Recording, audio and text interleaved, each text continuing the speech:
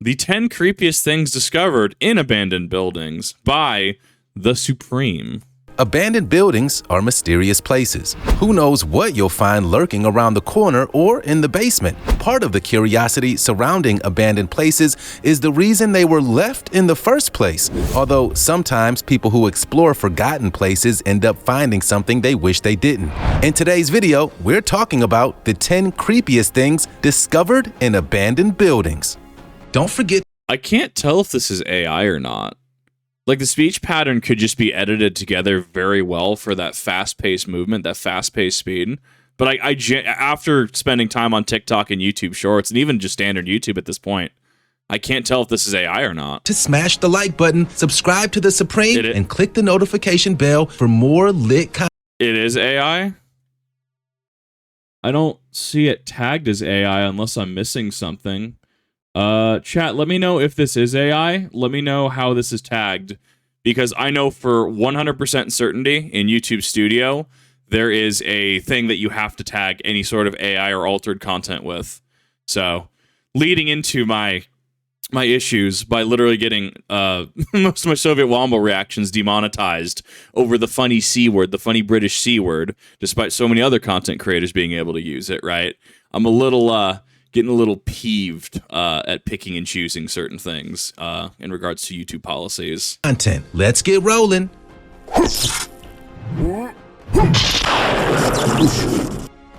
Number 10. A shark. Of all the things you don't want to come across when exploring an abandoned building, a shark is one of them.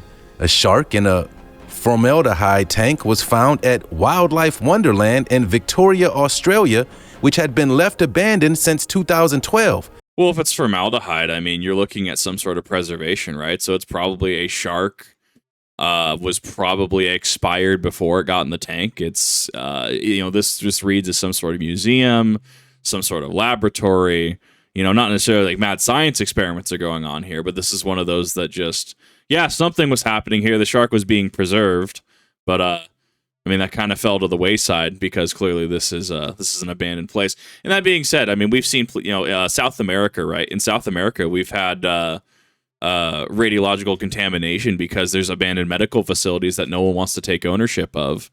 And, you have machines in there with like cobalt-60, and people will try to go in there and they'll try to take machines for scrap. And then, the cobalt-60, right? It's an isotope, right? You touch it, it's gonna have adverse effects up into person expiration, right? So this is nothing new for people, and that's why abandoned properties actually are a very interesting legal thing that I look at, because somebody's got to own the property, and if nobody owns the property, why does nobody own the property? Someone's got to take accountability, especially if you have take full formaldehyde, especially if you have something like dangerous caustic toxic chemicals or radiological materials, whether that be isotopes or radioactive waste, right? These are things that somebody has to own up to, or you go the Soviet Union route and just declare bankruptcy, and now we're all shoving his caustic stance problem.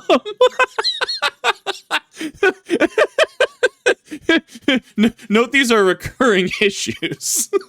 Urban explorer Luke McPherson visited the shuttered zoo and uploaded a 28-minute video of his adventure to YouTube in February 2019. The video attracted 14 million views, and the story of the great white shark went viral. It seems that the zoo had been closed due to offenses against wildlife, and the owner didn't have the correct legal licenses to run the attraction. Okay. The great white shark, later nicknamed Rosie, was a dead shark shot in 1998 and put on display in the zoo. The abandoned zoo was unsafe, but largely because the dangerous formaldehyde liquid was leaking from the shark tank. Yeah. Can you imagine how scared McPherson must have been when he stumbled across Rosie? It isn't often a human comes face to face with a predator of the ocean. I know she wasn't alive, but that kind of made it even creepier. Definitely creepy, but right, once again, formaldehyde leaking from the tank. Who owns this? If they had to shutter the zoo, somebody still owns the property. Somebody potentially still pays taxes on it, right? Somebody still has ownership, unless it gets repossessed by, say, the country of Australia, right? But even then, doesn't somebody own it in that case? Like, These are questions that need answering, but even in the U.S., right, these questions are often left vague, open to interpretation, ambiguous. Things get argued out, especially if there's a legal battle involved, because legal battles, right, we see the tip of the iceberg, but I mean, you have discovery, you have all the paperwork that needs to get filed, you have back and forth, you have motions to counter. I mean, and that's just tip of the iceberg from an uneducated legal perspective, right? Like, imagine if a place like this was, leaking, formaldehyde, toxic chemicals, chemicals were getting into the groundwater, right? Or you have, cobalt 60 just lying around everywhere. But, you're currently in a legal battle with somebody, and it's like, well, nothing can happen until this legal battle finishes. So then that gets tied up in, paperwork and legal battles. So that is a widespread problem, in my opinion, that there's not really a modern good answer to. Number 9, tombstones. In October 2019, a 1930-era building was demolished in the Ukrainian village of Choritsa. As the building was torn down, contractors realized it had been built on hundreds of gravestones. The Soviets had seemingly tried to destroy all signs of the village's previous inhabitants. And was this potentially a consequence of the Holodomor? I mean, being in Ukraine, I don't know. It depends. It depends on the time frame when the village was active and when this would have taken place. Constructed a building on their graves. The discovery was made nearly 100 years later, and the tombs were traced back to a Mennonite community with ancestors in Manitoba, Canada. It seems Mennonite gravestones are elaborate, which helped in their identification. I wonder if anyone living in the building experienced anything paranormal. Constructing a building on top of a graveyard seems like a terrible idea. It's even if it's not a terrible idea, right? Let's go the route where, paranormal equals superstition, right? Let's go with the, mundane, ignoring the paranormal, because that's the thing that's going to come to people's mind. Like, oh, well, they built it on a burial site, a graveyard. Is there going to be paranormal activity? Right? And my brain even was, goes to that because, conditioned by pop culture. At minimum, you can argue it's incredibly disrespectful. At minimum, you can argue that is a not so bueno, not so legitimate act. Number 8, a witch. Did a police officer stumble across the legendary Delray witch? An officer who identified himself as Ted Robertson was responding to a domestic disturbance call in the Delray area of Detroit in the United States. He said that as the situation had been resolved, he was heading back to the station, but he heard strange sounds coming from a nearby abandoned home. A lot of homes are abandoned in Detroit. This doesn't strike me as AI, though, because there was a clear breath there, unless there's like a asterisk breath, asterisk. So things like that lead me to believe this isn't AI. So Officer Robertson didn't find it too weird until he got closer to the source of the noise and couldn't decipher what was making it. He then captured this footage from one of the windows. It looks a lot like a ghost. It's just a crackhead. Don't worry about it.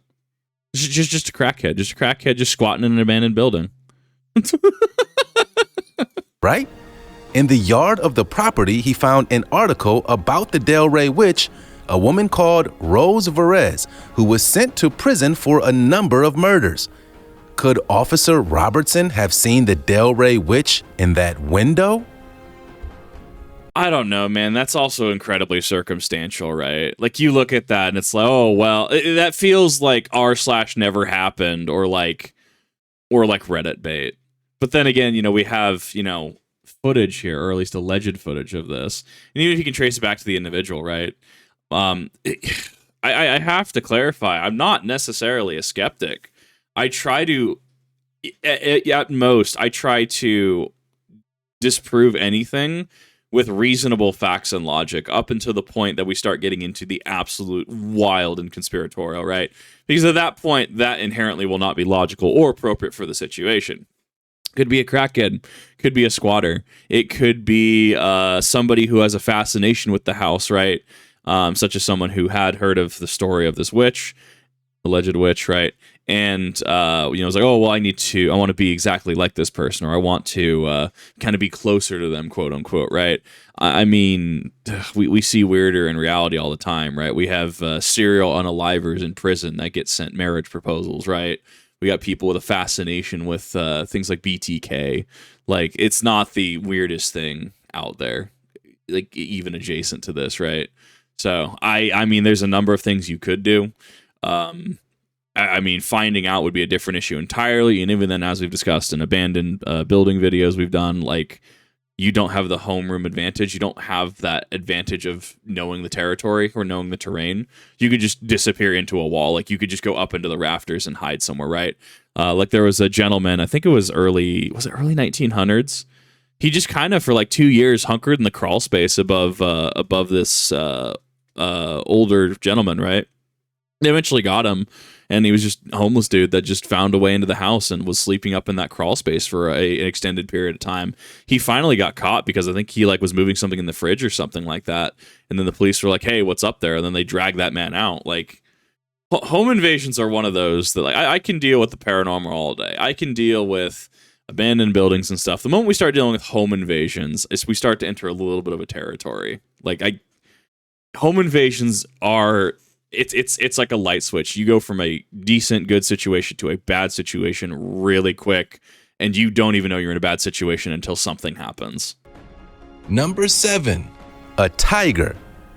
This is a wild story. In February of 2019, a man who was high on cannabis called police to report that he had seen a tiger in an abandoned house in Houston.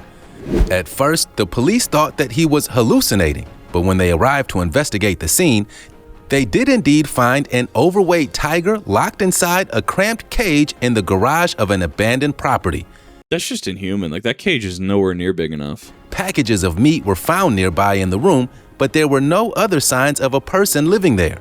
The tiger was rescued and taken to a local animal sanctuary. Wild. Number 6, old specimens. In the aftermath of the devastating Hurricane Katrina, a lot of buildings were abandoned because they were damaged by floodwater. Right. Over 10 years after the disaster, a lot of moldy buildings are waiting for demolition. One building is the Charity Hospital in New Orleans. Before the disaster, it had been used as one of the oldest hospitals in the state of Louisiana. Now it sits in spooky disrepair. Urban explorers photographed the inside of the hospital, even though doing so was a risk to their own health. There is plenty of abandoned biohazardous material still around, such as blood specimens and body parts. I think of all the abandoned places I wouldn't want to go. Jesus Christ. We want to talk about, like, what is this? That's probably the morgue, right? And a hospital would be right up there. They're just so spooky anyway. Then add in old vials of blood and urine. That's just too creepy. What would you be most scared of? An old bag of needles or the ghost of a former patient? The ghost is the last of my concerns. Let's be real. Any sort of paranormal, and that is the last of my concerns. One, depending how old it is, anything like asbestos, any sort of toxic or carcinogenic material. The other things that I'm worried about are not even just needles that were left there, but you know that there's going to be crackheads, fent heads, etc., that are going to be using this, for needles, going to be using and abusing, and you have no idea, if getting poked with one of those could be a very bad time, right? That's one of those things. Any sort of mold, any sort of rust, even, right? Anything you can come into contact with that you can either inhale, touch, get cut on, could cause any sort of issues there. Decay, right? You're probably looking at some sort of, if there are actual limbs and actual biomass there, and any of that gets smashed, say, I don't know, crackhead, bunch of rowdy teenagers have a party in here, crash a bunch of stuff, even if it was all sealed beforehand, you get some flies, maggots, etc. in there. There's a lot to consider, and even then, that is completely dismissing the fear of somebody that doesn't want to be found, or the aforementioned crackheads or fent heads, right? Well, fent makes you a zombie, right? But actually coming after you because they're either just out of their mind, or you're coming in and you're assailing their territory. And once again, you don't have the home field advantage. If these people are staying in there, they can just disappear right up into the ceiling and then pop down on the other side of you and just, oh my almost shinderu, right? Like, it's entirely possible. There are so many things to consider before we even start talking about, but there could be ghosts in there. And this is a prime example of, one, how I discuss that we still have lasting effects from Hurricane Katrina that never got resolved, right? Like, this being prime example. That's a prime example of that, but also prime example of oh god, I just had the second subject and I totally lost it. Because there's a few things that I talk about often on the channel, and this is actually kind of is a neat little nexus of multiple points that I talk about. Respirator, any protective material, gloves, would definitely wear that. Oh, right, early on in the video, second point, prime example of somebody owns this, right? Somebody has to have responsibility for this. What happens if there are medical records left behind, which there most certainly were? What about patient data? What about specimen? I mean, any sort of specimen, organ, any sort of material is going to be long out of use, let's be real, right? But somebody should have realistically a duty to clean this up, but who takes responsibility for that? Is that a state government issue? Is that a federal government issue? Is that a private business issue? Is that a corporation issue? Is that a whoever owns the land rights now? Like there's so many questions. Like how does this stay here? And what is the reason why it's not being taken care of, right? That kind of thing. Obviously, it's going to be very, very expensive to take care of something like this, even if you were to just not demolish it to build it back up, right? I mean, you got to think about things got to be up to code. You have to make sure that the building's structurally sound. You got to make sure that there's no mold, asbestos, etc. Like there's a lot. Wouldn't patient material not be an issue now? But that being said, let's say you were at this hospital in, say, 1980, right? And there was some sort of record there with your social security number on it. Is your social security number not out there? That's my concern. Not necessarily that, well, you have type 1 diabetes or you have COPD or you have bronchitis, right? Et cetera, et cetera, et cetera. Like more so that you have like your address, your phone number, which would be a landline at that point in time, right? You would have your social security number, things like that, like personal identifying information. That's my concern. Number 5. Bomb. Nice. There are a crazy number of unexploded bombs left after World War II, despite coming to an end nearly 75 years ago. The biggest war the world has ever seen is still causing chaos. In November of 2019, a World War II hand grenade was found by a worker inside a house in the populated district in Athens, Greece. There isn't an expiration date for explosives. They can be just as dangerous, if not more dangerous today, as they were decades ago. While Greece still had forgotten bombs lingering, Germany is the most affected by unexploded old bombs. During the war, the Allied forces dropped 2.7 million tons of explosives all over Germany, but not all of them went off. Evacuations in cities are a regular occurrence in the European country as old bombs are constantly being rediscovered.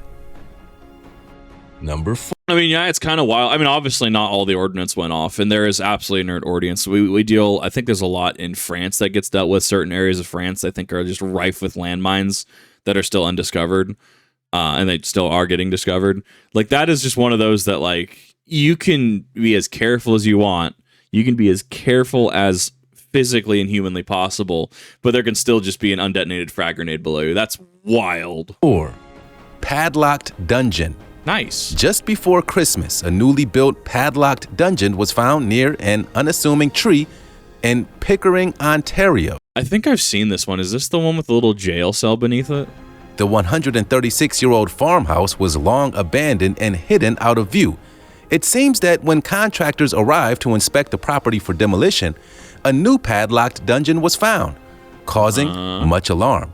The police kept their findings very hushed, and a full-scale investigation began. The story gets even creepier.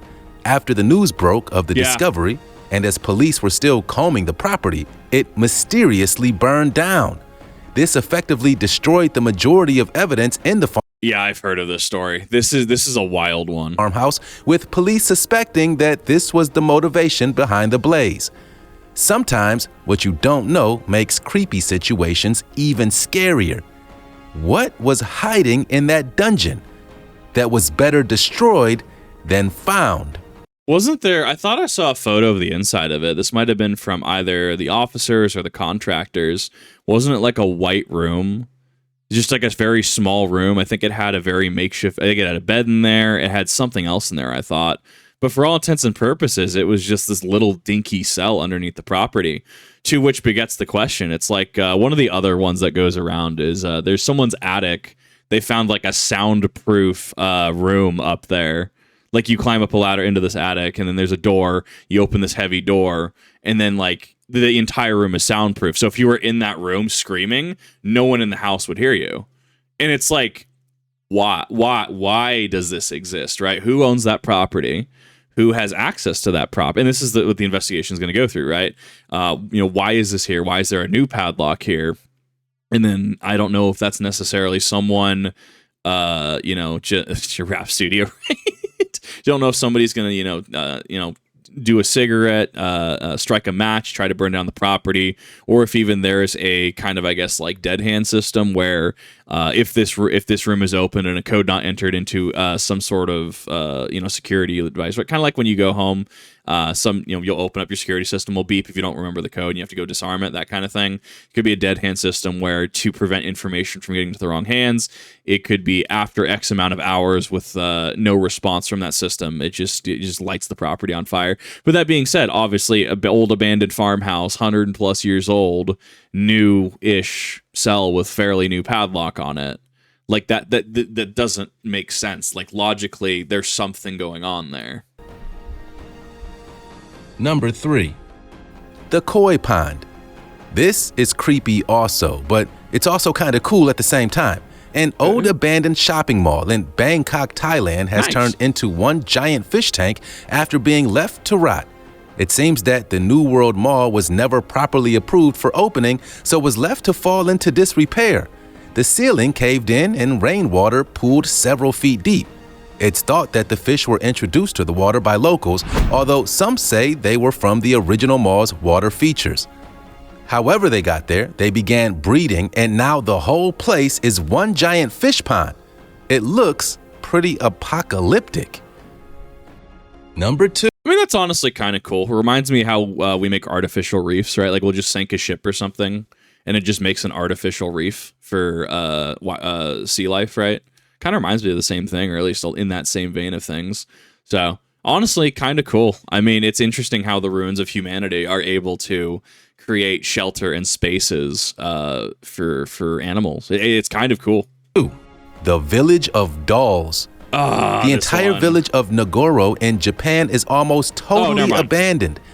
I was thinking of the one in like South America. I was not thinking of this one. Mountain settlement used to have a population of around 300 people, but since 2016, there have been just 30 residents still living there. While you may think this would mean that buildings are almost totally unoccupied, you'd be wrong. Abandoned buildings are now filled with life-size dolls. Hell no. I think this is some guy's art project. I think he's actually gone on record talking about how this is an art project. Anyone else freaked out by dolls? The dolls are the work of villager Tsukimi Ayano, who grew up in the village. Her family left, but she eventually returned and made dolls in their likeness. Since the year 2000, she has made more than 400 dolls to replace the old inhabitants of the village. The fact that they are replacements makes it even creepier. In an empty school sits child dolls wearing the actual clothes of the last living pupils to have studied there. Other dolls can be seen performing tasks across the village. For example, a fisherman doll sits with a rod in a lake. So creepy. I disagree with the creep factor. I think it's endearing. Like, obviously, if you come across it, it's kind of like the whole forest and picture thing, whether it was a party or not, or whether it's some sick individual, right? Like, I mean, I think this is more endearing than anything. I think this is a project of passion. Much in the same way that, I was thinking of the Island of Dolls, right? Like, the Island of Dolls is also, as far as I'm aware, an artistic passion of the individual. I think it's cool. I think I'm in the minority. Like, I honestly think that's actually super cool, and the story behind it is incredibly endearing, at least hearing it at face value. Number 1. Fairies. Scientific arrangements of the bodies of fairies, werewolves, and aliens were allegedly found in the basement of an old London home. The story goes that in the 1960s, an old abandoned property was being cleared for renovation when a bounty load of curious and super weird specimens were found in the basement. The property was said to belong to 19th century aristocrat collector and biologist Thomas Theodore. A blog post detailing the discovery claims that contractors found several thousand small, tightly sealed boxes. When they opened them, they were shocked. It's a Divic box, my God. We've come full circle on social media. To find what looked like evidence of mythical creatures. a lot of people consider the collection to be fake, saying that if it were real, then museums would have snapped them up. I'm not so sure. The images look real, but maybe the bodies are actually models. Maybe Thomas Theodore liked making creepy art. What do you think? How do you know? That was the 10 creepiest things discovered in abandoned buildings. What do you think was the creepiest? Let us know in the comments. Have you ever found anything creepy and abandoned in your neck of the woods? Share your story with us down below.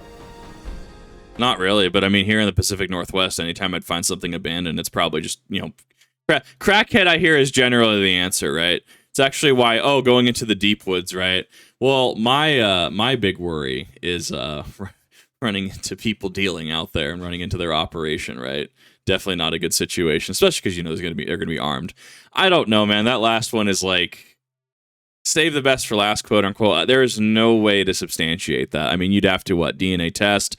There's at face value. There's no way that like how the wings. How do you know that that's not connected, say butterfly or moth wings to a, tiny skeleton? You don't know, right? Where'd you get the tiny skeleton from?